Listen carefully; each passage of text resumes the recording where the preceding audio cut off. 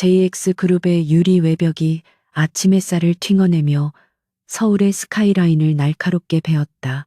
그 빌딩 40층 전략기획팀 서윤아는 모니터의 파란 빛을 애써 응시하며 속에서 치밀어 오르는 메스꺼움을 억눌렀다. 입술을 꽉 깨문 그녀의 이마에 식은땀이 맺혔다. 이 비밀을 간직한 지 벌써 8주째. 그녀의 완벽했던 일상에 균열이 가기 시작했다. 그녀는 JX그룹에서도 손꼽히는 인재였다. 날카로운 분석력, 흔들림 없는 프레젠테이션, 그리고 어떤 위기 상황에서도 평정을 잃지 않는 강인함. 서윤아는 스스로의 능력으로 이 자리까지 올라왔다. 하지만 지금 그녀의 몸은 더 이상 그녀의 통제하에 있지 않았다. 아침마다 어김없이 찾아오는 입덧은 그녀의 철저한 자기 관리를 비웃는 듯했다. JX그룹은 최근 거대한 변화의 폭풍을 맞이하고 있었다. 그룹 오너의 갑작스러운 유고로 미국 지사에서 청소부라는 별명으로 불리던 강지원이 새로운 CEO로 부임했다. 그의 이름 앞에는 늘 냉정하다, 무자비하다, 감정이라곤 1g도 없다는 수식어가 따라붙었다. 그가 부임한 첫 주에 임원 3명의 목이 날아갔고 사내 공기는 얼음장처럼 차가워졌다. 유나는 책상 위 결제 서류를 바라보며 한숨을 삼켰다. 하필이면 이런 시기에 그녀는 자신의 가장 큰 프로젝트 JX바이오의 해외 매각건을 총괄하고 있었다.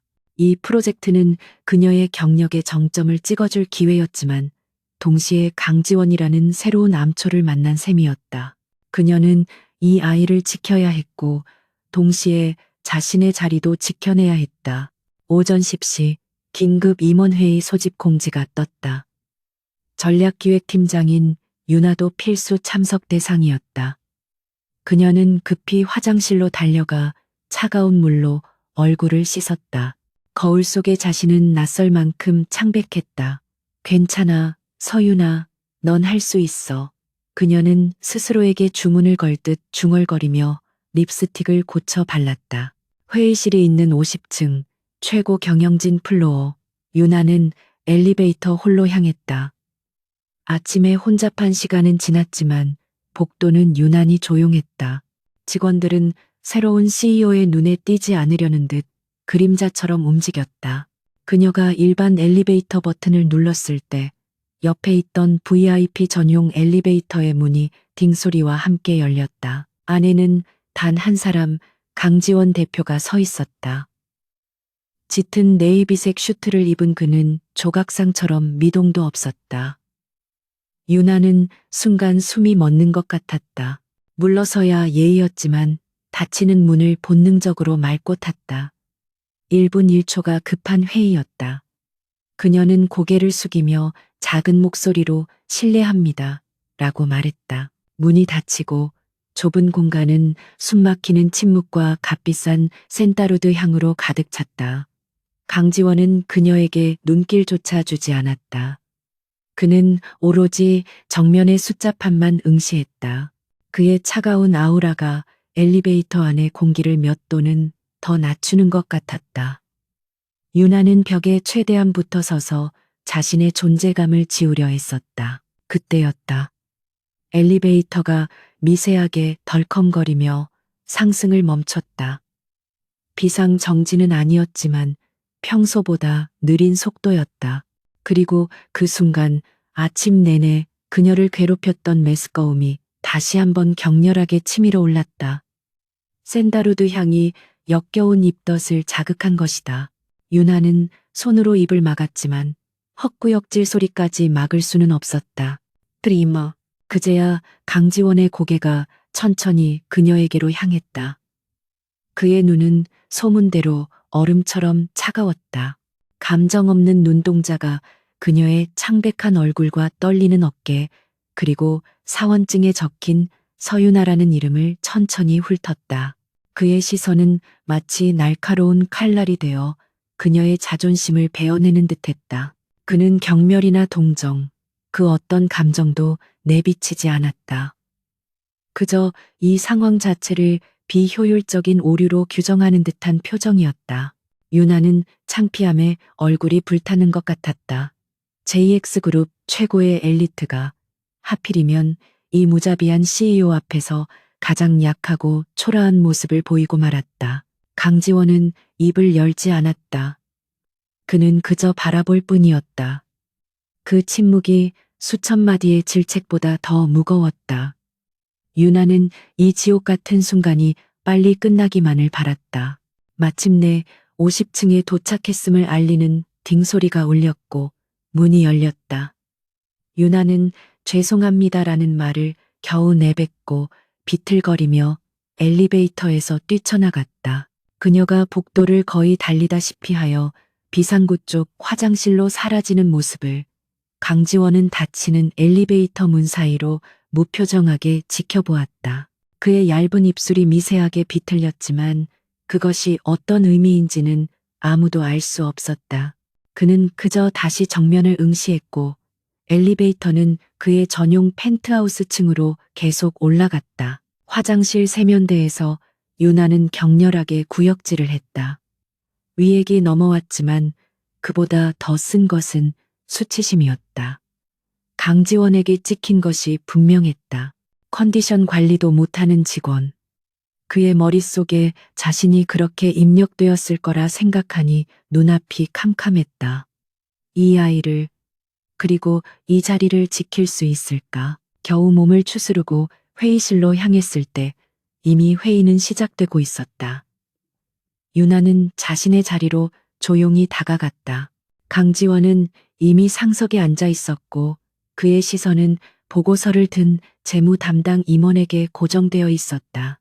그는 유나가 들어온 쪽은 쳐다보지도 않았다. 마치 아까 엘리베이터에서의 일은 존재하지 않았던 것처럼. 하지만 유나는 알 수 있었다. 회의 내내 보이지 않는 압력이 그녀를 짓누르고 있었다. 강지원의 날카로운 질문들이 임원들을 몰아세웠고 회의실의 온도는 급격히 떨어졌다. 그는 JX 바이오 메가건에 대해 물었다. 서유나 팀장, 이 메가건의 예상 수익률이 고작 15%입니까? JX의 미래를 헐값에 팔아넘길 생각입니까? 그의 목소리는 낮고 차가웠지만 회의실 전체를 울렸다. 시선이 모두 유나에게로 쏠렸다. 아까의 메스꺼움이 다시 올라오는 듯했지만 유나는 심호흡을 했다. 지금은 약한 모습을 보일 때가 아니었다. 그녀는 자리에서 일어나 강지원의 눈을 똑바로 마주 보았다. 대표님, 그 15%는 단순 매각 차익일 뿐입니다. 저희가 확보하려는 것은 단순한 현금이 아니라 매각 대상 기업과의 기술 제휴 및 유럽 시장 독점 유통망입니다. 장기적인 가치를 포함하면 유나는 떨리는 목소리를 가다듬고 자신의 논리를 차분하게 펼쳐나갔다. 그녀의 전문성이 빛을 발하는 순간이었다. 강지원은 그녀의 답변을 끝까지 들었다. 그는 여전히 무표정했지만 그의 눈빛이 순간적으로 날카롭게 빛났다. 그는 아무런 코멘트도 하지 않고 다음 안건으로 넘어갔다. 유나는 자리에 앉으며 안도의 한숨을 내쉬었다. 최소한 업무 능력까지 의심받지는 않았다. 회의가 끝나고 직원들이 썰물처럼 빠져나갔다. 유나는 서류를 챙겨 마지막으로 회의실을 나섰다. 복도를 걷고 있는데 뒤에서 하이힐 소리가 또각거리며 다가왔다. 서 팀장, 잠깐. 목소리의 주인은 홍보팀의 오세나 이사였다. 그녀는 강지원 CEO의 신임을 얻기 위해 가장 적극적으로 움직이는 인물 중 하나였다. 오세나는 화려한 외모만큼이나 야망이 큰 여자였다. 그녀는 유나의 어깨를 친근하게 감싸는 척하며 낮은 목소리로 속삭였다. 아까 회의실 들어올 때 보니까 안색이 말이 아니던데 몸이라도 안 좋아? 요새 다들 강 대표 눈밖에 날까봐 전전긍긍인데 서 팀장처럼 유능한 인재가 컨디션 난조로 찍히면 곤란하지. 그녀의 말은 걱정을 가장한 경고이자 탐색이었다. 유나는 오세나의 손을 부드럽게 떼어내며 미소를 지었다. 걱정해 주셔서 감사합니다. 오 이사님. 그냥 아침에 급하게 오느라 체기가 좀 있었나 봅니다. 이사님이야말로 늘 완벽하시네요. 유나는 태연하게 받아쳤지만 오세나의 의심스러운 눈초리를 느낄 수 있었다. 사무실로 돌아온 유나는 의자에 깊숙이 몸을 묻었다. 피로가 몰려왔다. 강지원의 차가운 시선, 오세나의 날카로운 견제, 그리고 뱃속에서 자라나는 이 작은 생명, 모든 것이 버거웠다. 그녀는 무의식적으로 아랫배에 손을 가져갔다. 그리고 그날 밤 잊고 싶었던 단 하룻밤의 기억이 떠올랐다. 2달 전 JX바이오 메가건으로 떠났던 뉴욕 출장. 모든 것이 완벽하게 끝나고 성공을 축하하는 파티가 열렸다. 그날따라 유난히 술이 달았고 낯선 도시의 밤은 외로웠다. 그리고 그곳에서 만난 한 남자. 그녀는 그 남자의 얼굴조차 제대로 기억나지 않았다. 그저 그가 자신처럼 외로워 보였다는 것과 그에게서 강지원의 샌다루드 향과 비슷한 향기가 났다는 것뿐. 하룻밤의 실수. 그녀는 그렇게 치부하고 잊으려 했다. 하지만 그 실수의 결과가 지금 그녀의 뱃속에서 자라고 있었다. 유나는 책상 서랍을 열어 초음파 사진을 꺼냈다. 작은 점에 불과한 생명. 그녀는 사진을 가만히 들여다보았다. 이 아이를 어떻게 지켜야 할까? 강지원이라는 얼음 성벽 앞에서, 그리고 오세나라는 암초가 도사리는 이 전쟁터 같은 JX그룹에서 그녀는 눈을 감았다. 그녀의 진짜 싸움은 이제 막 시작되고 있었다. 그 후 며칠은 살얼음판을 걷는 듯한 시간이었다. 서유나는 자신의 모든 감각을 곤두세웠다. 강지원 대표의 발걸음 소리, 오세나 이사의 하이힐 소리, 그리고 등 뒤에서 수군거리는 동료들의 작은 속삭임까지. 그녀는 완벽한 연기를 해야 했다. JX그룹의 유능한 전략기획팀장 서유나. 임신 따위는 그녀의 삶에 존재하지 않는다는 듯이. 하지만 그녀의 몸은 지독할 정도로 정직했다. 아침 회의 자료에서 풍기는 잉크 냄새가 역겨웠고 구내식당의 음식 냄새는 그녀를 질식시킬 것 같았다. 그녀는 점심시간마다 사무실 근처 공원 벤치에 앉아 몰래 싸온 크래커로 허기를 달랬다. 핸드백에는 언제나 입덧을 가라앉힐 레몬 사탕이 들어있었다. 강지원은 그날 엘리베이터에서의 일은 완전히 잊은 듯했다. 그는 여전히 냉혹한 군주처럼 JX그룹을 몰아붙였다. JX 바이오 메가건은 그의 지시로 전면 재검토에 들어갔다. 그는 유나가 제출한 보고서를 수십 번이나 되돌려 보냈다. 이게 최선입니까, 서 팀장? 당신의 장기적인 가치라는 건 허상에 불과해 보이는군요. 그의 목소리는 회의실 모니터를 뚫고 나올 듯 차가웠다. 유나는 화상회의 화면 속 그의 얼굴을 묵묵히 바라보았다. 그는 그녀를 기억하지 못했다. 그날 밤의 남자. 그날 밤 뉴욕의 스카이라운지 바에서 혼자 술을 마시고 있던 남자. 자신처럼 지쳐 보이고 자신처럼 외로워 보였던 남자. 그 역시 강지원이었다. 유나는 출장 마지막 날 밤 그를 우연히 만났다.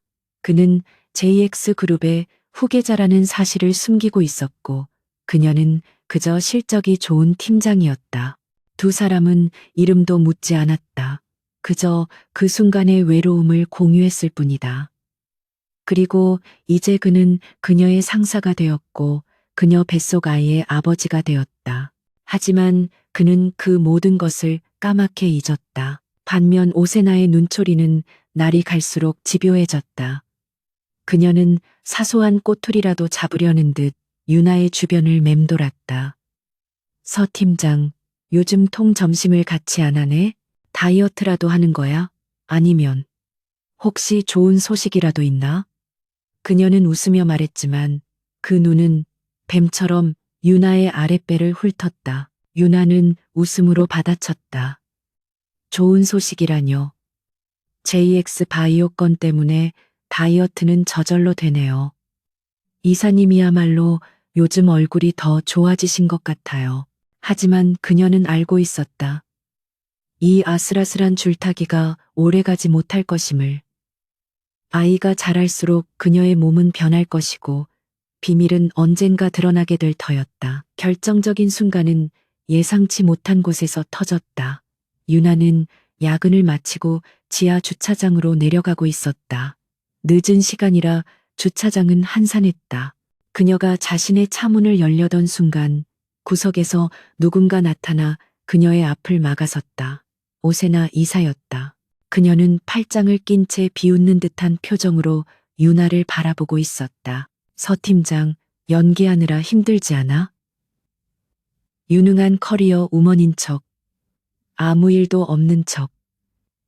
오세나가 차가운 목소리로 말했다. 유나는 심장이 내려앉는 것 같았다. 무슨 말씀이신지 모르겠네요, 이사님. 그녀는 애써 침착함을 유지하려 했지만 목소리가 미세하게 떨렸다. 오세나가 한 걸음 다가왔다. 모르겠어? 네가 요즘 매일 점심을 굶는 것도, 회의 시간마다 몰래 레몬 사탕을 입에 무는 것도, 그리고 어제 산부인과에 다녀온 것도? 마지막 말은 마치 망치처럼 유나의 머리를 내리쳤다. 오세나가 그녀를 미행했던 것이다. 당신, 유나의 얼굴이 하얗게 질렸다. 오세나는 만족스러운 듯 웃었다. 어머, 표정 좀 봐. 내가 맞췄나 보네. 그런데 궁금해서 말이야. 그 아이, 아빠는 누구야? 설마, 우리 강 대표님은 아니겠지? 그녀의 목소리에는 노골적인 조롱과 경멸이 담겨 있었. 윤 부이에나는 입술을 깨물었다. 이 여자에게만큼은 약한 모습을 보이고 싶지 않았다. 이사님, 이건 제 사생활입니다. 이사님이 상관하실 일이 아니에요. 그녀는 오세나를 밀치고 차에 타려 했다. 하지만 오세나는 유나의 팔을 거칠게 붙잡았다. 사생활? 이 회사에서 내 사생활이 탄로 나는 순간 넌 끝이야. 서유나. 특히 그게 스캔들이라면 더더욱. 강 대표님은 티끌 하나 없는 완벽함을 추구하는 분이셔. 너 같은 하자 있는 직원은 바로 잘려나갈걸. 오세나의 손톱이 유나의 팔을 파고들었다. 그 순간 유나는 결심했다.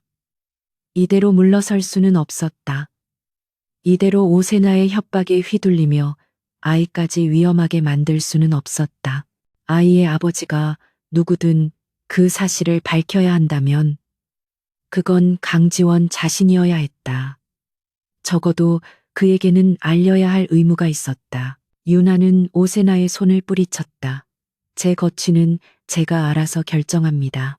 그리고 이사님, 근거 없는 소문으로 사람을 협박하는 건 그 하자보다 더 심각한 문제가 될 수 있다는 거 명심하세요. 유나는 차가운 눈빛으로 오세나를 쏘아붙인 뒤 차에 올라탔다. 백미러로 오세나가 분노로 일그러진 얼굴로 서 있는 것이 보였다. 다음 날 유나는 비서실을 통해 강지원 대표와의 면담을 신청했다. 이유는 JX바이오 메가건 관련 긴급 대면 보고였다. 그녀의 심장은 미친 듯이 뛰었지만 이제 와서 물러설 곳은 없었다. 그녀는 초음파 사진이 담긴 작은 봉투를 핸드백 가장 깊숙한 곳에 넣었다. 면담은 그날 오후 5시 CEO 집무실에서 잡혔다. 유나는 마른 입술을 축이며 집무실 문 앞에 섰다. 들어오세요. 문 안쪽에서 기계처럼 차가운 목소리가 들려왔다. 유나는 심호흡을 하고 문을 열었다. 강지원의 집무실은 그의 성격처럼 차갑고 거대했다. 통유리창 밖으로 서울의 전경이 펼쳐져 있었지만 방 안의 공기는 바깥 세상과 단절된 듯 서늘했다. 강지원은 거대한 마호가니 책상 뒤에 앉아 서류를 검토하고 있었다.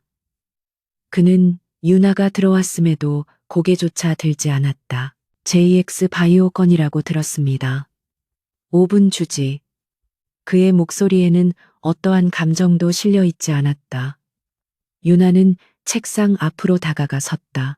그녀는 준비했던 보고서 대신 핸드백에서 작은 봉투를 꺼내 그의 책상 위에 올려놓았다. 강지원의 미간이 미세하게 좁혀졌다. 이건 뭡니까? 그가 처음으로 고개를 들어 유나를 바라보았다. 그 얼음 같은 눈과 마주하자 유나는 간신히 붙잡고 있던 용기가 사라지는 것을 느꼈다. 보고서는 아닙니다. 대표님께 개인적으로 드릴 말씀이 있어서. 강지원은 의자에 등을 기댔다. 그는 팔짱을 끼고 유나를 훑어보았다. 개인적인 이야기? 서 팀장, 지금 내 시간을 낭비하고 있다는 생각은 안 듭니까? 그의 목소리는 5분 전보다 더 차가워져 있었다. 그는 그 봉투를 불쾌한 물건이라도 보듯 밀쳐냈다. 죄송합니다. 하지만 정말 중요한 일입니다. 유나는 떨리는 손으로 봉투를 다시 그에게 내밀었다. 대표님, 2달 전 뉴욕 출장 마지막 날 밤을 기억하십니까? 그 말이 나오는 순간 집무실의 공기가 얼어붙었다. 강지원의 표정에는 처음으로 변화가 생겼다. 놀라움이나 당황이 아니었다. 그것은 극도의 혐오감과 경멸이었다. 그는 유나를 마치 벌레 보듯 바라보았다. 그는 그제야 엘리베이터에서 구역질을 하던 여자가, 회의실에서 당돌하게 자신을 반박하던 여자가 바로 서유나라는 사실을 하나로 꿰어 맞춘 듯했다. 그 밤 그가 나직이 중얼거렸다. 그는 기억을 더듬는 듯 잠시 눈을 감았다. 그래, 술에 취해 흐릿한 기억이 있었다. 이름도 모를 여자와의 하룻밤. 그는 그것을 귀국과 동시에 깨끗이 지웠다고 생각했다. 그런데 그 여자가 자신의 부하 직원이었다니. 그의 입가에 냉소가 어렸다. 그래서 그 하룻밤을 빌미로 지금 뭘 하자는 겁니까? 승진이라도 시켜달라는 건가? 아니면 돈? 그는 서랍을 열어 수표책을 꺼내더니 익숙한 손놀림으로 금액을 적어 내려갔다. 이 정도면 되겠어? 그가 찢어낸 수표가 책상 위로 던져졌다. 유나는 고개를 숙여 숫자를 확인했다. 그녀의 눈이 커졌다. 그것은 그녀의 몇 년치 연봉에 해당하는 거금이었다. 그는 그녀를 돈을 목적으로 접근한 꽃뱀 정도로 취급하고 있었다. 가슴이 찢어지는 듯한 모욕감이 밀려왔다. 아니면 그 봉투 안의 것이 뭔지 알겠군. 강지원이 자리에서 일어났다. 그는 유나에게 다가와 그녀의 턱을 거칠게 움켜쥐고 들어올렸다. 그거 내 아이라도 된다는 거야? 그래서 해결해 달라고 온 건가? 그의 눈은 분노로 이글거렸다. 유나는 그의 말에 아무 대답도 할 수 없었다. 해결이라는 단어가 그녀의 귀를 후벼 팠다. 말해, 얼마를 더 원해? 그 빌어먹을 아이 깨끗하게 지우고 내 눈앞에서 사라져. 이 수표는 위자료 겸 퇴직금이야. JX그룹의 서유나라는 이름은 오늘부로 없는 거다. 그는 유나의 손에 억지로 수표를 쥐어주려 했다. 유나는 그 차가운 손길에 소름이 돋았다. 그녀는 자신도 모르게 그의 손을 뿌리쳤다. 아니에요. 그런 게 아니에요. 그녀의 눈에서 참았던 눈물이 터져 나왔다. 그녀가 원했던 것은 이런 것이 아니었다. 하지만 강지원에게는 그 눈물조차 계산된 연기로 보였다. 더러운 수작 부리지 마. 당장 이 봉투 가지고 꺼져. 그리고 다시는 내 눈앞에 나타나지 마. 그는 책상 위에 봉투를 집어 그녀의 가슴팍에 던졌다. 봉투가 바닥에 떨어지며 그 안에서 작은 초음파 사진이 미끄러져 나왔다. 유나는 바닥에 떨어진 사진을 망연자실하게 바라보았다. 작은 점, 그녀의 아이, 강지원은 그 생명을 빌어먹을 아이라고 불렀다. 그는 자신의 아이를, 그 존재 자체를 부정하고 있었다. 유나는 자신이 얼마나 끔찍한 실수를 저질렀는지 깨달았다. 이 남자에게는 애초에 아버지라는 자격도 감정도 없었다. 그녀는 천천히 허리를 숙여 사진을 주었다. 그리고 눈물을 닦고 강지원을 똑바로 쳐다보았다. 그녀의 눈에는 더 이상 두려움이나 슬픔이 남아있지 않았다. 차가운 분노와 결의만이 빛나고 있었다. 잘 알겠습니다. 대표님, 오늘부로 JX그룹의 서윤아는 없는 겁니다. 그녀는 그가 던졌던 수표를 집어들고 그의 눈앞에서 반으로 찢어버렸다. 그리고 찢어진 수표 조각을 그의 책상 위에 던졌다. 하지만 이 아이는 제 아이입니다. 당신 같은 사람에게는 과분한 생명이에요. 유나는 마지막 말을 남기고 집무실을 돌아섰다. 그녀의 등 뒤로 강지원의 차갑게 굳은 얼굴이 보였다. 강지원의 펜트하우스는 서울의 야경을 발 아래에 두고 있었지만 그 안은 묘지처럼 고요하고 차가웠다. 그는 방금 서윤아가 찢어버린 수표 조각을 무표정하게 내려다보았다. 당신 같은 사람에게는 과분한 생명이에요. 그녀가 마지막으로 남긴 말. 그 경멸에 찬 눈빛이 그의 뇌리에 밝혀 사라지지 않았다. 그는 위스키병을 집어들어 얼음도 없이 잔을 채웠다. 서윤아의 행동은 그의 계산 밖에 있었다. 돈을 원했다면 수표를 받았어야 했다. 더 큰 것을 원했다면 무릎이라도 꿇었어야 했다. 하지만 그녀는 그 모든 것을 비웃듯 가장 모욕적인 방식으로 그의 제안을 거절했다. 강지원이 가족이라는 단어를 경멸하게 된 데에는 이유가 있었다. 10년 전 그가 그룹의 후계자 자리를 두고 사촌들과 치열하게 경쟁하던 시절 그에게는 약혼녀가 있었다. JX그룹의 고문 변호사 딸이었던 민소라. 그는 그녀를 사랑한다고 믿었다. 그녀는 늘 그의 곁에서 그를 지지했고 우리의 미래를 속삭였다. 그러던 어느 날 그녀는 그에게 임신을 고백했다. 아이를 위해 그리고 두 사람의 미래를 위해 약혼을 서두르자고 했다. 하지만 강지원은 본능적인 위화감을 느꼈다. 그는 사람을 시켜 그녀의 뒤를 밟았고 끔찍한 진실과 마주했다. 그녀는 사촌형과 내통하고 있었으며 JX그룹의 내부 정보를 라이벌 기업에 팔아넘기고 있었다. 임신은 그를 묶어두고 그의 판단력을 흐리게 하려는 거짓말, 더러운 함정이었다. 그녀는 그의 가장 약한 고리인 감정을 파고들었다. 그날 이후 강지원은 스스로의 감정을 봉인했다. 사랑, 연민, 가족. 그 모든 것은 약점일 뿐이었다. JX그룹을 지키기 위해 그는 얼음 심장을 가진 괴물이 되어야 했다. 서윤아의 등장은 그 잊고 싶었던 악몽을 다시 불러왔다. 뉴욕에서의 하룻밤은 단순한 실수였다. 하지만 그 실수가 임신이라는 족쇄가 되어 돌아왔다. 그는 서윤아 역시 민소라와 같은 부류라고 확신했다. JX 바이오 메가건이라는 중요한 시기에 맞춰 의도적으로 접근한 것일 터.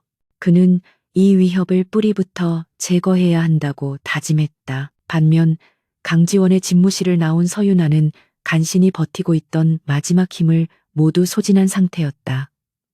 엘리베이터를 타는 내내 그녀의 몸은 사시나무처럼 떨렸다. 모욕감, 분노, 그리고 아이에 대한 미안함이 뒤엉켜 그녀의 숨을 조였다. 그녀가 그에게 바란 것은 돈이나 퇴직금이 아니었다.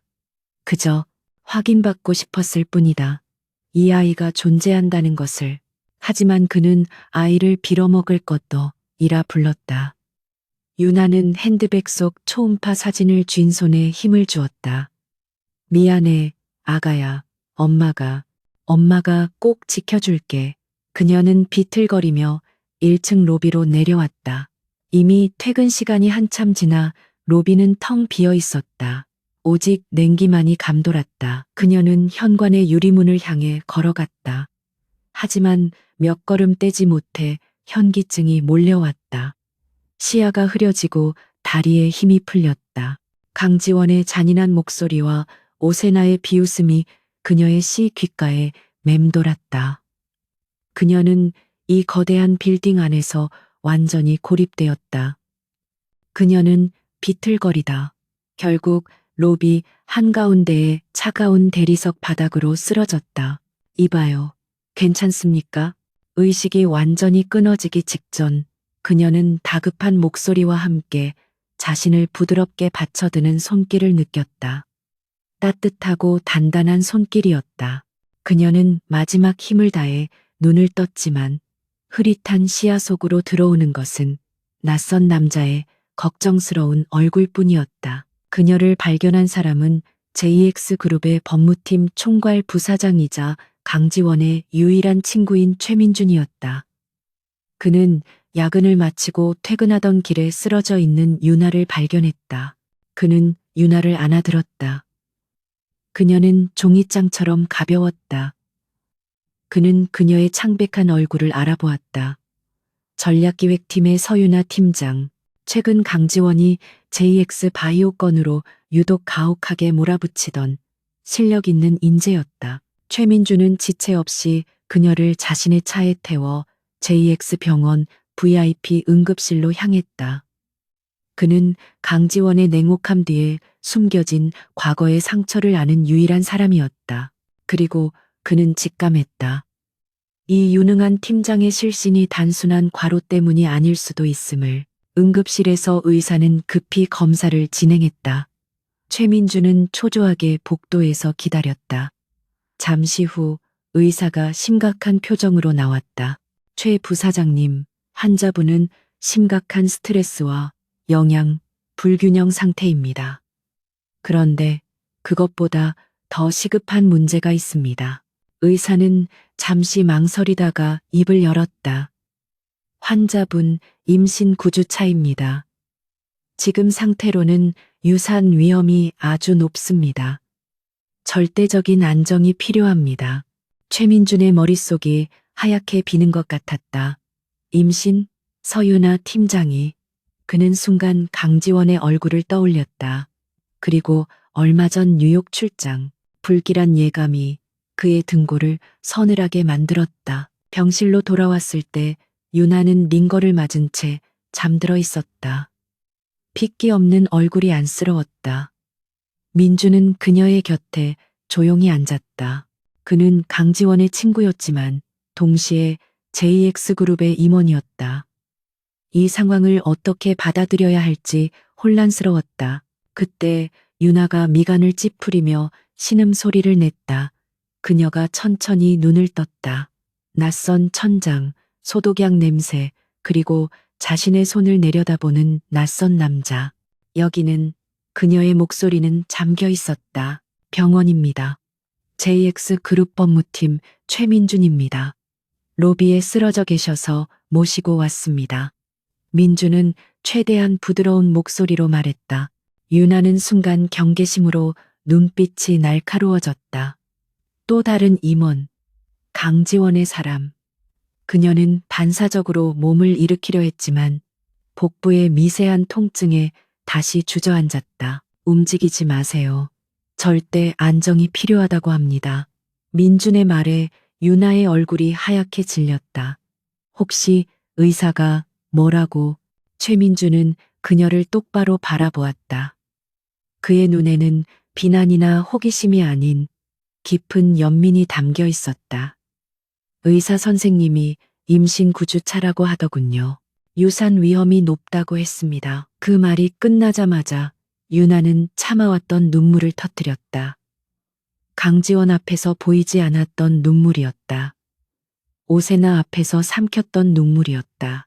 아이를 잃을지도 모른다는 공포, 자신이 아이를 지키지 못했다는 죄책감, 그리고 이 모든 상황을 혼자 감당해야 한다는 절망감이 한꺼번에 몰아쳤다. 민주는 말없이 그녀에게 티슈를 건넸다.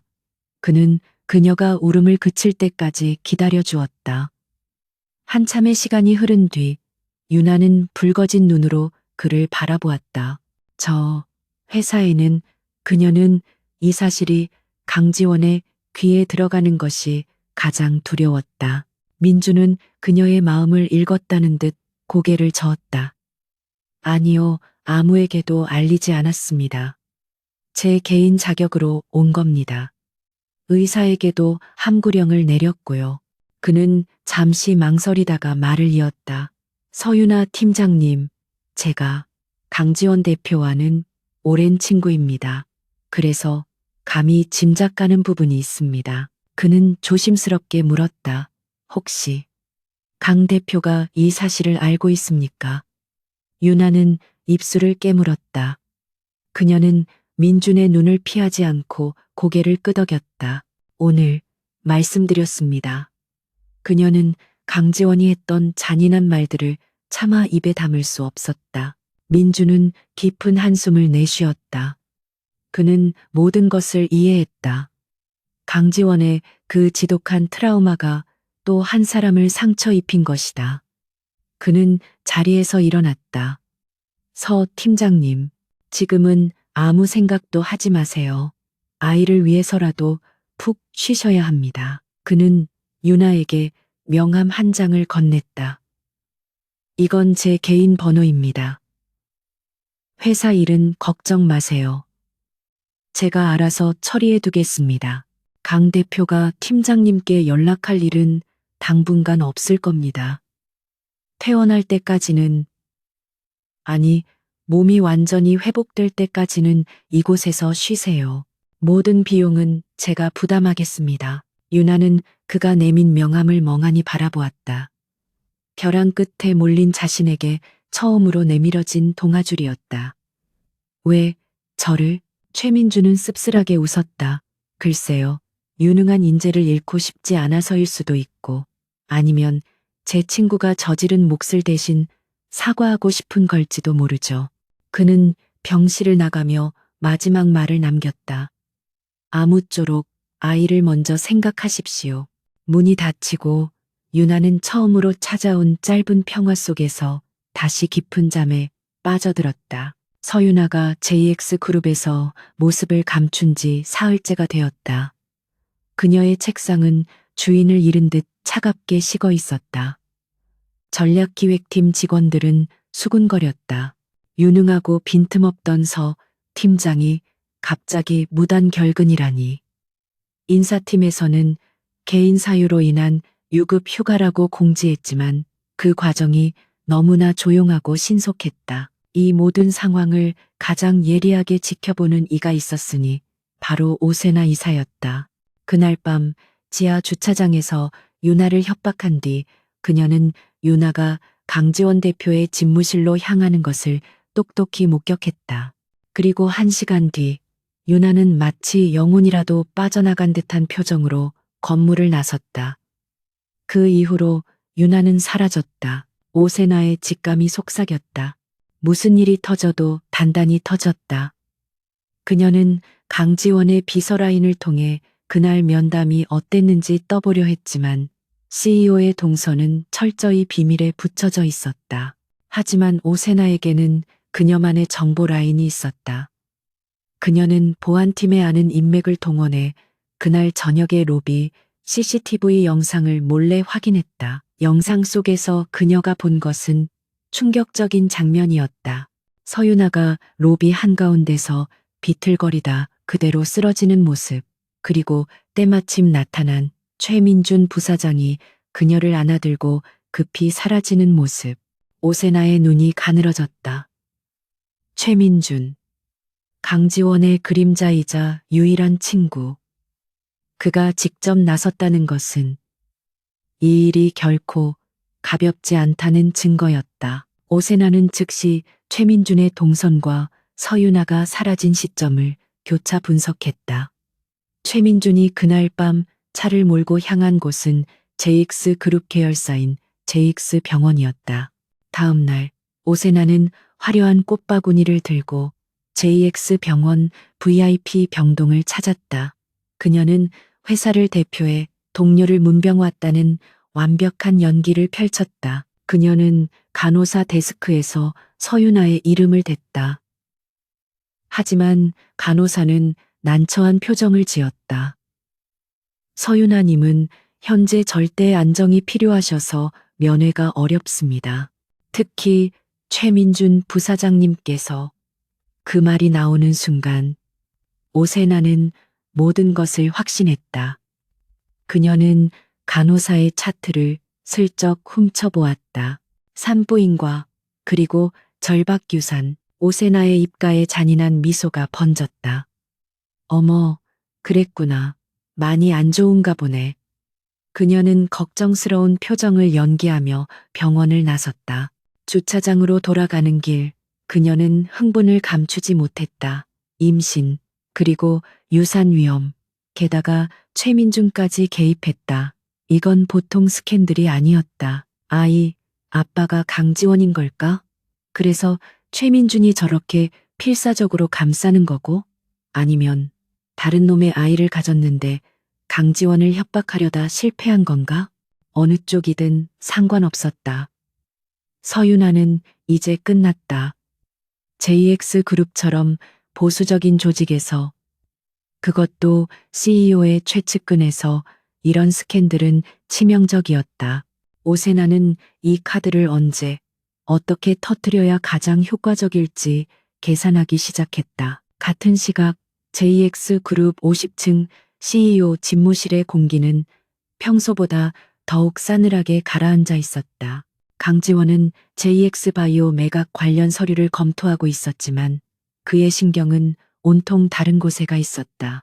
며칠 전 서윤아가 찢어버린 수표 조각은 여전히 그의 책상 한편에 마치 조롱이라도 하듯 놓여 있었다. 그녀의 마지막 말이 귓가를 맴돌았다. 당신 같은 사람에게는 과분한 생명이에요. 그건 돈을 원하는 여자의 태도가 아니었다. 그것은 깊은 상처를 입은 자의 절규였다.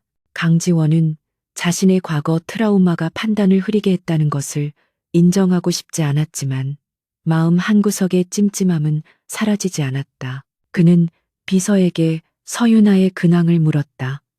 서윤아 팀장 말입니까? 현재 개인 사유로 휴가 중입니다. 최민준 부사장님께서 직접 결재하셨습니다. 최민준, 또 최민준이었다. 강지원의 미간이 좁혀졌다. 자신의 유일한 친구가 왜 이 일에 개입하는 거지? 민준은 그의 과거를 알고 있었다. 그렇기에 더더욱 이 상황이 불쾌했다. 강지원은 의자의 등을 기댔다. 그는 서윤아가 엘리베이터에서 보였던 창백한 얼굴, 회의실에서 보였던 당당한 눈빛, 그리고 마지막 집무실에서 보였던 차가운 분노를 떠올렸다. 그 모든 조각들이 하나로 맞춰지지 않았다. 그는 자신이 무언가를 놓치고 있다는 강한 예감을 받았다. 그는 인터폰을 들어 보안실장에게 연결했다. 2달 전 뉴욕티 호텔 라운지바와 엘리베이터에 그날 밤 CCTV 영상을 전부 내 사무실로 올려보내. 지금 당장. 그는 그 실수의 전말을 제 눈으로 직접 확인해야 했다. 자신의 기억이 아닌 객관적인 기록을. 몇 분 뒤 보안실장이 가져온 태블릿 PC가 그의 책상 위에 놓였다. 그는 집무실의 모든 블라인드를 내렸다. 어둠 속에서 오직 화면만이 밝게 빛났다. 그는 영상을 재생했다. 처음에는 라운지바의 전경이 보였다. 수많은 사람들. 그는 자신을 찾기 위해 빨리 감기를 했다. 그리고 멈췄다. 바의 구석자리에 익숙한 뒷모습이 보였다. 술에 취한 자신, 그리고 그 맞은편에 앉아있는 한 여자. 여자는 주로 등이 보이거나 옆모습만 흐릿하게 잡혔다. 두 사람은 꽤 오랫동안 대화를 나누었다. 강지원은 기억나지 않는 그 대화 내용이 궁금해졌다. 그는 다시 영상을 재생했다. 두 사람이 자리에서 일어나 엘리베이터 홀로 향했다. 그는 숨을 죽였다. 엘리베이터 문이 열리고 두 사람이 탔다. 여자가 먼저 타고 그가 뒤따랐다. 여자가 뒤를 돌아보며 그에게 무언가를 말하는 듯했다. 그 순간 엘리베이터 내부의 밝은 조명이 여자의 얼굴을 정면으로 비췄다. 강지원은 숨이 멎는 것 같았다. 모니터를 뚫어져라 바라보는 그의 동공이 세차게 흔들렸다. 그 여자는 서윤아였다. 그가 돈으로 모욕하고 더러운 수작이라 매도했던 그의 전략기획팀장 서윤아. 알코올로 인해 안개 속에 가려져 있던 기억의 파편들이 거대한 파도처럼 그의 머리를 강타했다. 그날 밤 그녀는 지쳐 있었지만 동시에 총명하게 빛났다. 그들은 JX그룹에 대한 이야기는 단 한마디도 하지 않았다. 그들은 그저 뉴욕의 야경과 인생의 고독함에 대해 이야기했다. 그녀는 그가 JX그룹의 후계자라는 것을 전혀 몰랐다. 그리고 그가 기억을 더듬었다. 대화를 먼저 건 것도, 술을 더 권한 것도, 그리고 엘리베이터에서 그녀에게 먼저 키스한 것도 자신이었다. 서윤아는 그를 유혹한 것이 아니었다. 그들은 그저 서로의 외로움에 기댔을 뿐이다. 강지원은 책상을 내리쳤다. 젠장. 그는 자신이 무슨 짓을 했는지 깨달았다. 그는 민소라에게 당했던 과거의 망령에 사로잡혀 무고한 한 여자를, 그리고 자신의 아이를 임신한 여자를 벼랑 끝으로 내몰았다. 그녀가 찢어버린 수표는 돈에 대한 거절이 아니라 그의 잔인함에 대한 마지막 저항이었다. 그제야 모든 것이 이해되었다. 엘리베이터에서의 입덧, 최민준의 개입, 그리고 그녀의 휴가. 그녀는 쓰러진 것이었다.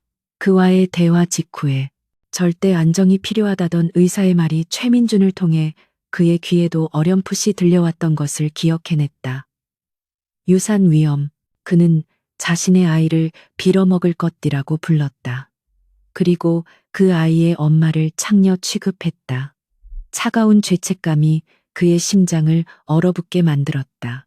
그는 서윤아에게 돈이 아닌 최소한의 인간적인 확인을 원했던 그녀에게 씻을 수 없는 상처를 주었다. 그는 태블릿을 덮어버렸다.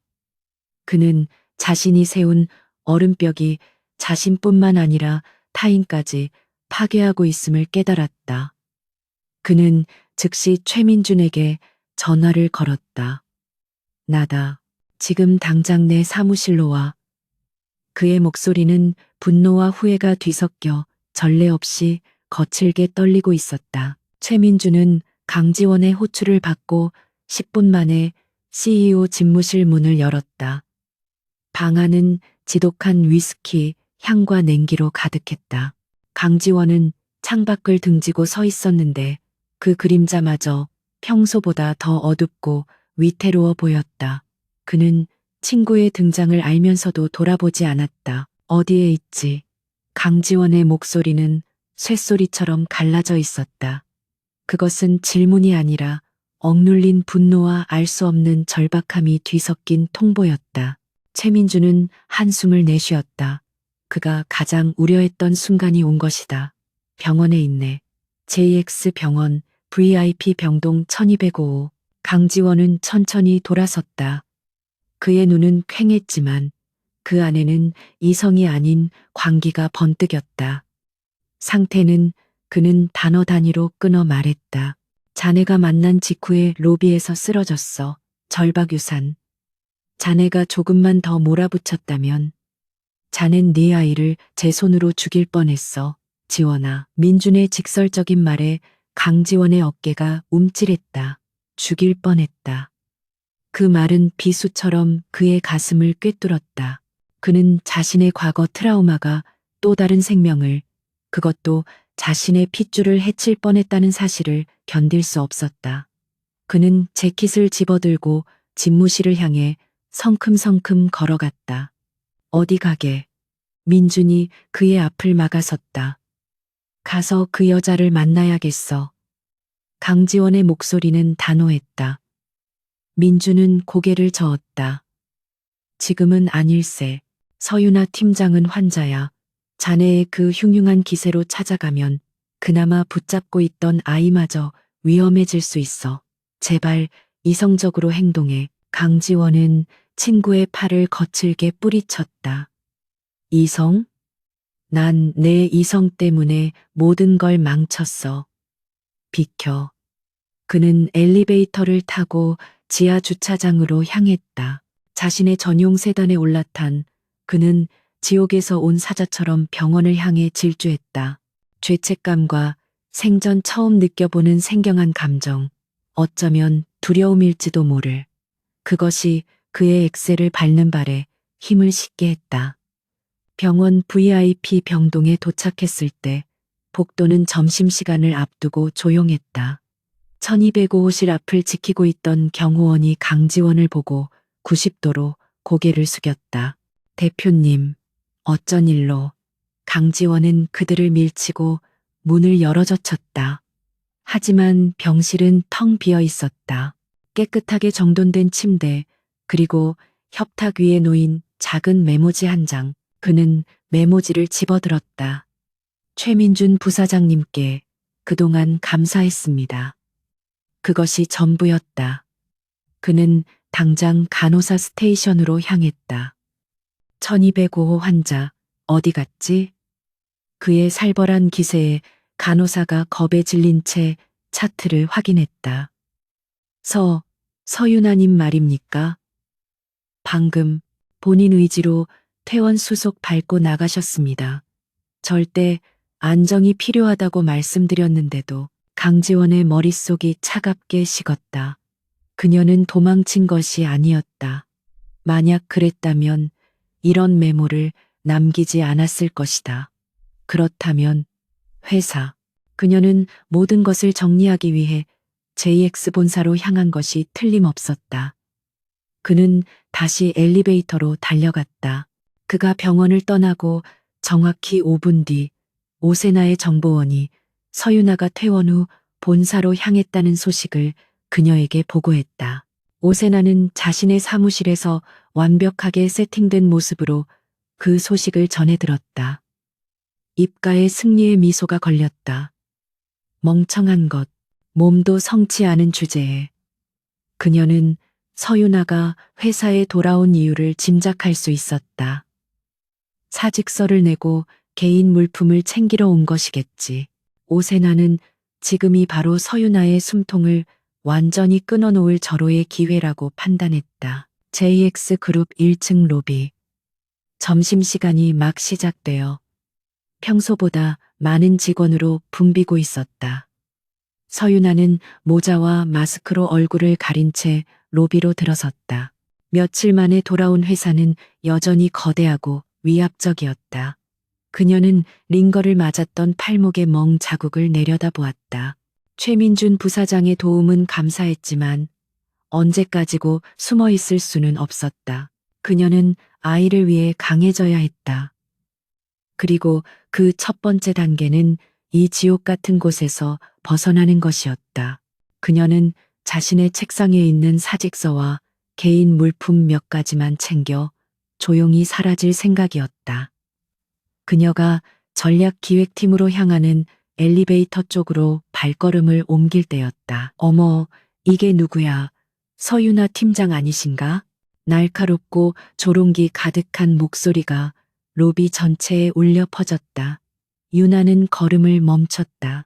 오세나 이사가 팔짱을 낀 채 마치 먹잇감을 발견한 포식자처럼 그녀를 막아서고 있었다. 그녀의 뒤에는 다른 부서의 임원 몇 명도 호기심 어린 눈으로 이쪽을 바라보고 있었다. 비켜주시죠, 이사님. 유나는 그녀를 무시하고 지나가려 했다. 하지만 오세나는 유나의 팔을 거칠게 붙잡았다. 그리고 그녀가 쓰고 있던 모자를 벗겨 바닥에 내동댕이 쳤다. 헬쑥하고 창백한 유나의 얼굴이 로비의 밝은 조명 아래 그대로 드러났다. 세상에, 이게 무슨 꼴이야. 며칠 안 보이더니 어디서 남자랑 뒹굴다 온 사람처럼 오세나의 노골적인 모욕에 주변 직원들의 시선이 집중되었다. 수군거림이 파도처럼 밀려왔다. 유나는 모욕감에 입술을 깨물었다. 이거 놓으세요. 그녀는 오세나의 손을 뿌리치려 했지만 며칠간 병원에 누워있던 몸은 뜻대로 움직여주지 않았다. 오세나는 승기를 잡았다는 듯 더 큰 소리로 외쳤다. 다들 이것 좀 봐요. JX그룹의 유능한 팀장이란 사람이 행실은 어땠는지. 넌 강 대표님께 접근하려다 실패한 거지. 그래서 며칠 동안 잠적하고 이젠 불쌍한 척 연기라도 하러 온 거야? 그때였다. 지금 뭐 하는 겁니까? 얼음장처럼 차가운 목소리가 로비의 모든 소음을 단숨에 잠재웠다. 로비 입구에 강지원이 서 있었다. 그는 병원에서 곧장 달려온 듯 슈트는 흐트러져 있었지만 그 기세는 폭풍 전야처럼 살벌했다. 직원들은 홍해가 갈라지듯 길을 터주었다. 오세나는 순간 당황했지만 이내 강지원에게 아양을 떨듯 표정을 바꿨다. 대표님, 마침 잘 오셨습니다.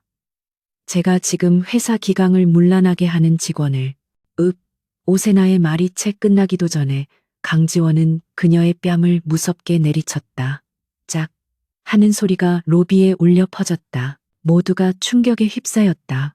강지원이, 그 감정 없는 강지원이 공개적인 장소에서 임원의 뺨을 때린 것이다. 오세나는 맞은 뺨을 감싸쥔 채 믿을 수 없다는 표정으로 그를 바라보았다. 대표님? 강지원은 오세나 따위는 안중에도 없다는 듯 오직 서유나만을 바라보고 있었다. 그녀는 금방이라도 쓰러질 듯 위태롭게 서 있었다. 그의 가슴이 철렁 내려앉았다. 그가 그녀에게 다가가려던 순간 오세나가 이성을 잃고 악을 썼다. 속지 마세요. 대표님, 저 여자는 사기꾼이에요. 저 여자 임신했어요. 어디서 굴러먹던 놈의 아이인지도 모를 걸 가지고 와서 대표님을 협박하려던 거라고요. JX 병원 산부인과 기록 제가 다 확인했어요. 저런 더러운 여자는 오세나의 폭로에 로비는 물을 끼얹은 듯 조용해졌다. 모든 시선이 유나의 아랫배로 향했다. 그 경멸과 호기심 어린 시선들. 유나는 더 이상 물러설 곳이 없었다. 그녀는 이 모든 지옥의 원흉인 강지원을 바라보았다. 그는 여전히 그 자리에 서서 이 상황을 그저 지켜보고만 있었다. 그 순간 유나의 안에서 무언가가 끊어졌다. 절망이 분노가 되어 폭발했다. 그녀는 오세나를 향해, 그리고 강지원을 향해, 로비에 있는 모든 사람을 향해 피를 토하듯 소리쳤다. 그래요, 나 임신했어요. 오세나 이사님 말이 다 맞아요. 그녀는 비틀거리며 강지원에게로 한 걸음 다가갔다. 그녀의 눈에서는 눈물 대신 불꽃이 튀었다. 그런데 그 굴러먹던 놈이 누군지 궁금하세요? 당신들이 그렇게 완벽하다고 믿는, 티끌 하나 없을 거라고 믿는 바로 저 사람이에요. 유나의 손가락이 정확하게 강지원을 향했다. 로비의 모든 공기가 멈췄다. 이 아이 아버지는 아이가 없던 냉정한 CEO, 바로 강지원 대표라고요. 이 아이의 아버지는 아이가 없던 냉정한 CEO, 바로 강지원 대표라고요. 그녀의 절규는 JX그룹의 심장부인 1층 로비 전체를 뒤흔들었다. 강지원은 그 자리에 얼어붙은 채 서 있었다.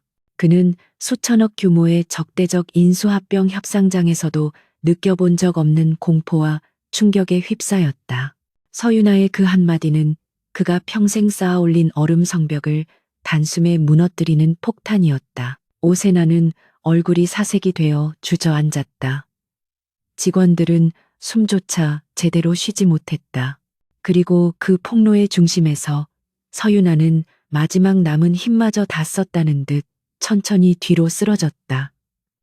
서유나 씨, 강지원은 본능적으로 몸을 날려 바닥에 채 닿기 직전에 그녀를 품에 안았다. 서유나의 품에 안긴 강지원의 팔은 미세하게 떨리고 있었다. JX그룹의 심장, 그 거대한 로비는 절대적인 침묵에 휩싸였다. 수백 명의 눈이 그들의 냉정한 CEO가 한 여자를, 그것도 방금 자신을 아이 아빠라고 지목한 여자를 필사적으로 안고 있는 모습을 강지원의 얼굴은 얼음처럼 굳어 있었지만 그의 눈동자는 지진이라도 일어난 듯 흔들리고 있었다. 그는 서유나의 창백한 얼굴을 내려다보았다. 젠장. 그가 내뱉은 낮은 욕설은 그 누구의 귀에도 들리지 않았다. 그는 재킷을 벗어 그녀의 위태로운 몸을 감쌌다. 그리고 그녀를 안아든 채 1초의 망설임도 없이 로비 중앙을 가로질렀다. 그의 발걸음은 빠르고 단호했다. 보안팀.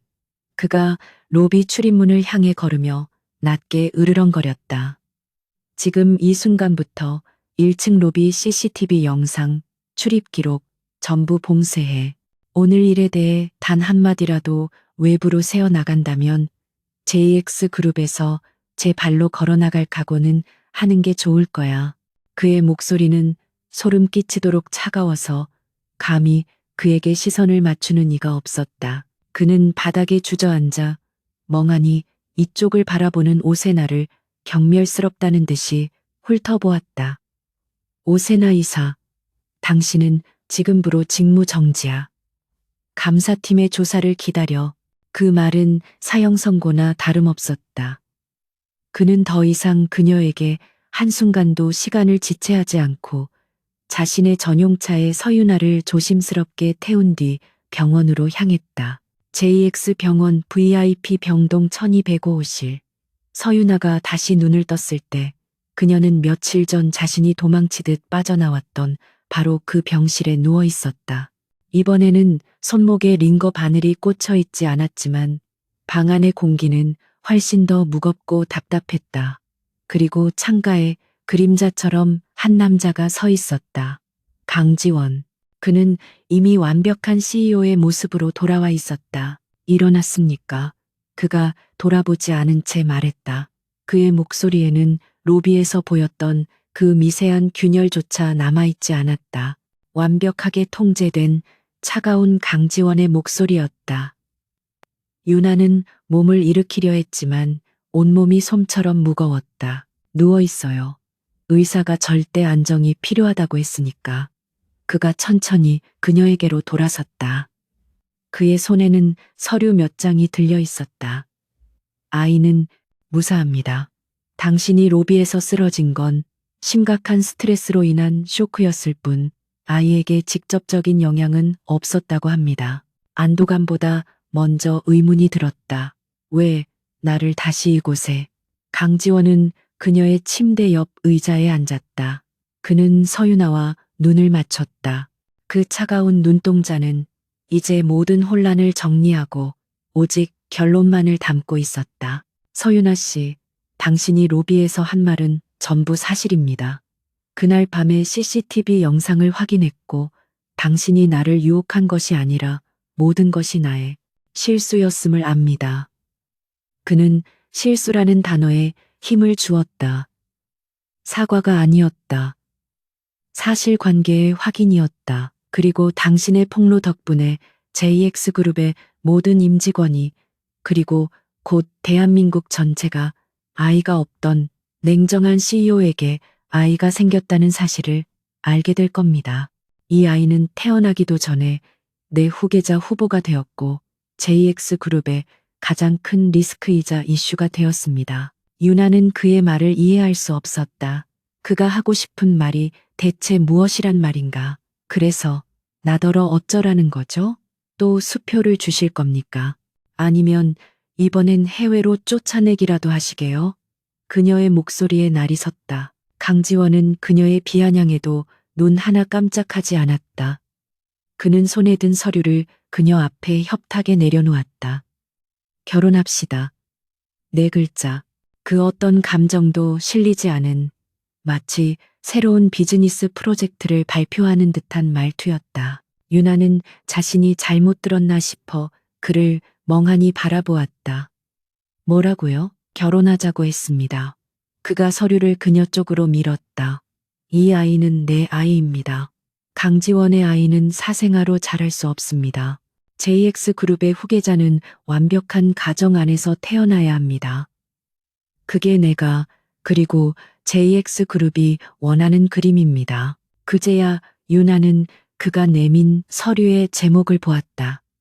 혼인계약서. 이건 미친 짓이에요.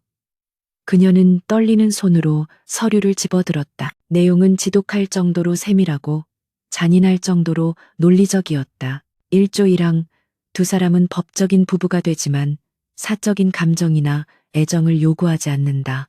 1조 2항, 서윤아는 출산 전까지 강지원의 펜트하우스에서 거주하며 JX그룹의 공식적인 안주인 역할을 수행한다. 1조 3항, 아이가 태어나면 즉시 JX그룹의 후계자 교육을 받으며 친권과 양육권은 공동으로 하되 모든 의사결정의 최종 권한은 강지원에게 있다. 1조 사항, 이 결혼은 아이가 20세가 되어 그룹 내 입지를 확고히 할 때까지 유지되며 이후 두 사람의 합의하에 이혼 절차를 밟는다. 이혼 시 위자료는 유나는 더 이상 읽어내려갈 수가 없었다. 눈물이 시야를 가렸다. 이것은 결혼이 아니라 그녀와 그녀의 아이를 JX그룹이라는 거대한 성에 가두는 노예 계약이었다. 당신은 정말 최악이군요. 최악이라고 해도 좋습니다. 강지원은 태연했다. 하지만 서윤아 씨, 당신에게 선택지는 없습니다.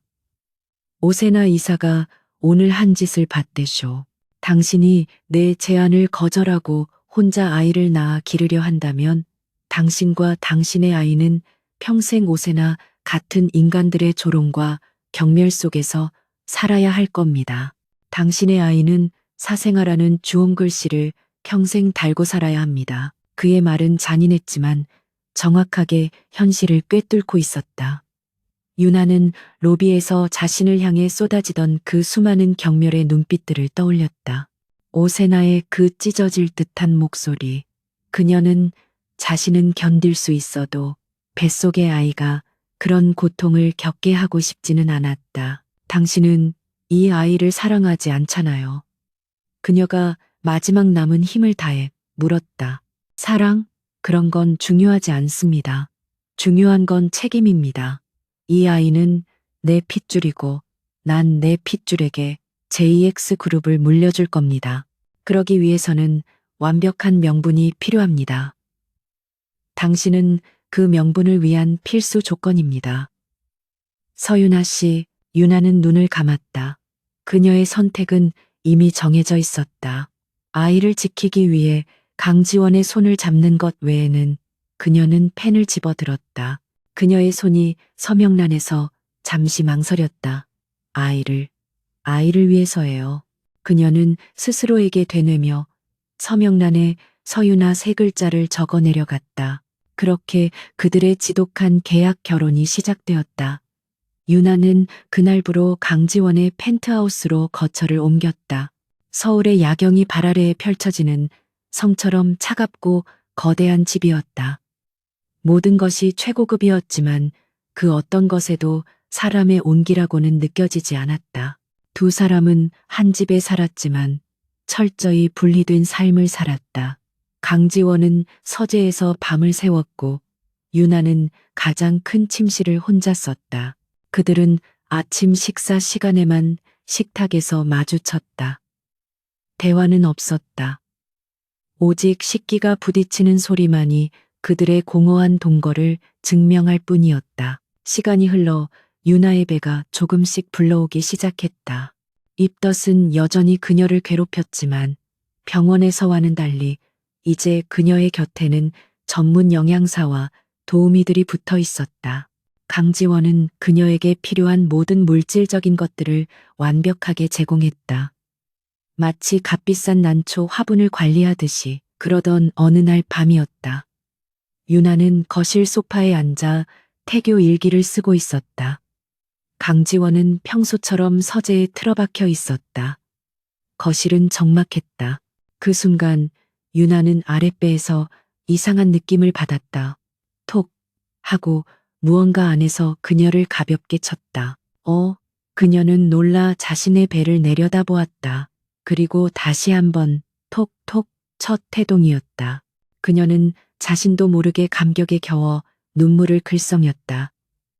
뱃속의 작은 생명이 자신이 여기 있다고 힘내라고 말해주는 것 같았다. 그녀는 이 기쁨을 나누고 싶었지만 이 거대한 집에는 그녀 혼자뿐이었다. 그때 서재문이 열리고 강지원이 물을 마시기 위해 나왔다. 그는 소파에 앉아 배를 감싸준 채 울고 있는 유나를 발견하고 미간을 찌푸렸다. 또 어디가 안 좋은 겁니까? 의사를 부를까? 그의 목소리는 여전히 차가웠지만 유나는 고개를 저었다.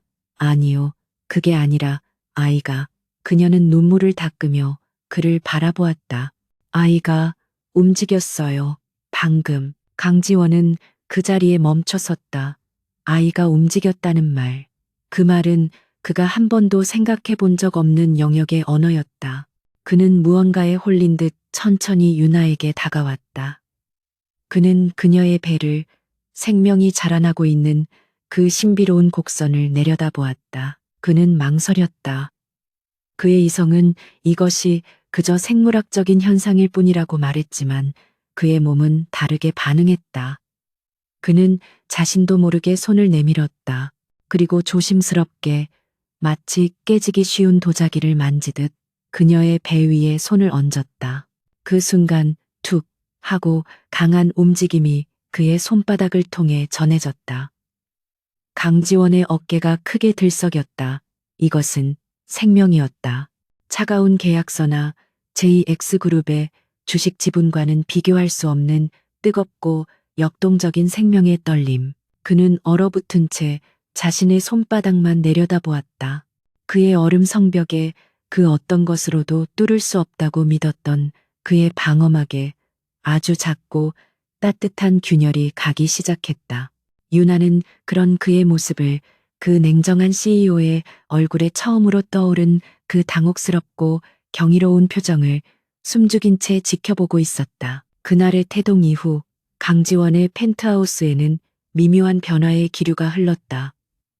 강지원은 여전히 무뚝뚝했고 서윤아는 여전히 말이 없었다. 하지만 그는 이제 서재에서 밤을 새우는 대신 거실 소파에 앉아 서류를 검토하는 날이 많아졌다.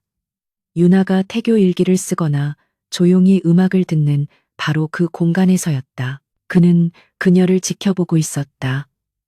이전에는 관리의 대상이었다면 이제는 알 수 없는 호기심과 일말의 책임감을 넘어선 무언가였다. 그녀가 짠 음식을 피하고 신 과일을 찾을 때 그가 비서에게 지시하기도 전에 최고급 샤인머스켓이 냉장고를 채웠다. 유나는 그것이 누구의 지시인지 묻지 않았고 강지원도 말하지 않았다. 그는 또한 JX그룹의 모든 보안 시스템을 동원해 서윤아를 비밀리에 보호하기 시작했다. 그녀의 병원 방문 일정에는 항상 눈에 띄지 않는 경호팀이 동행했고 펜트하우스의 보안 등급은 최고 단계로 격상되었다. 그는 그 이유를 후계자의 안전이라고 스스로에게 되뇌었지만 그것이 서윤아에 대한 보호 본능임을 애써 외면하고 있었다. 하지만 얼음이 녹기 시작할 때 가장 추악한 것들이 수면 위로 떠오르는 법이다. 직무 정지 상태로 모든 것을 잃은 오세나가 바로 그것이었다. 그녀는 JX그룹에서 쫓겨났을 뿐만 아니라 강지원에 보이지 않는 손에 의해 업계 전체에서 매장당하고 있었다. 그녀의 분노는 강지원이 아닌 그 모든 것을 빼앗아간 서윤아를 향했다. 오세나는 마지막 남은 인맥을 총동원해 서윤아의 정기검진 일정을 알아냈다. 그녀는 더 이상 잃을 것이 없었다. 이성을 잃은 그녀의 눈은 복수심으로 불타고 있었다.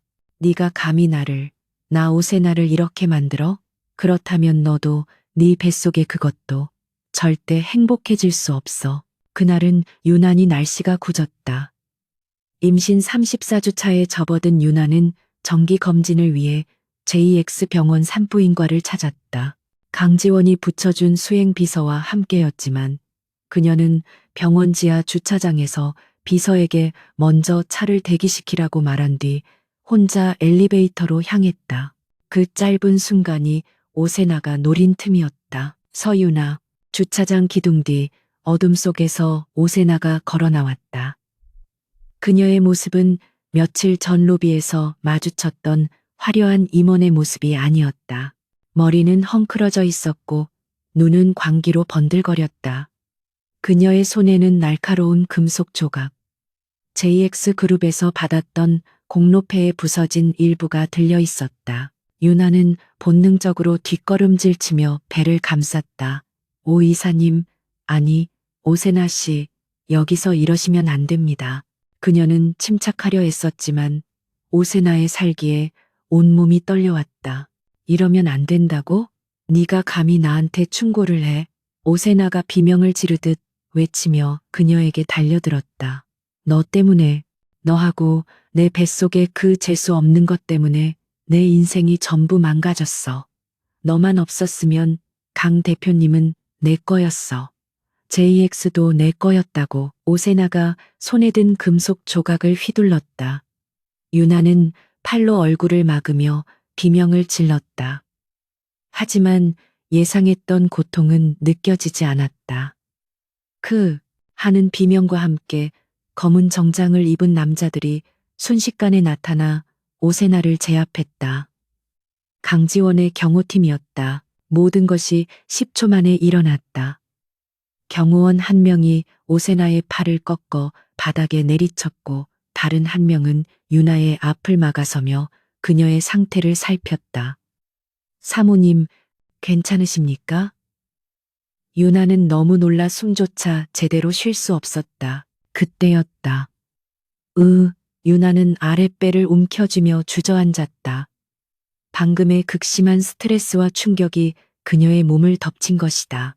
배가 돌처럼 딱딱하게 뭉치고 다리 사이로 뜨거운 것이 흘러내리는 느낌이 들었다. 안 돼. 경호팀장의 얼굴이 하얘졌다. 그는 즉시 귀에 꽂힌 이어피스에 소리쳤다. 코드 레드, 사모님께서 양수가 터진 것 같다. 즉시 산부인과 의료팀을 주차장으로. 동시에 그는 강지원에게 직통으로 보고했다. 대표님, 오세나가 사모님을 습격했습니다. 지금 조산의 위험이. 그 시각 강지원은 JX 바이오메가 건의 최종 사인을 앞두고 임원회의를 주재하고 있었다. 그의 이어피스로 경호팀장의 다급한 목소리가 파고들었다. 오세나가 사모님을 습격, 조산 위험. 강지원의 얼굴에서 핏기가 사라졌다. 그가 손에 들고 있던 만년필이 딱 소리를 내며 부러졌다. 회의실의 모든 임원들이 숨을 죽였다. 그들의 냉정한 CEO가 저런 표정을 짓는 것을 본 사람이 아무도 없었다. 그는 회의 따위는 안중에도 없다는 듯 회의 중단이라는 한마디만 내뱉고 회의실을 뛰쳐나갔다. 그의 머릿속은 하얗게 비어 있었다.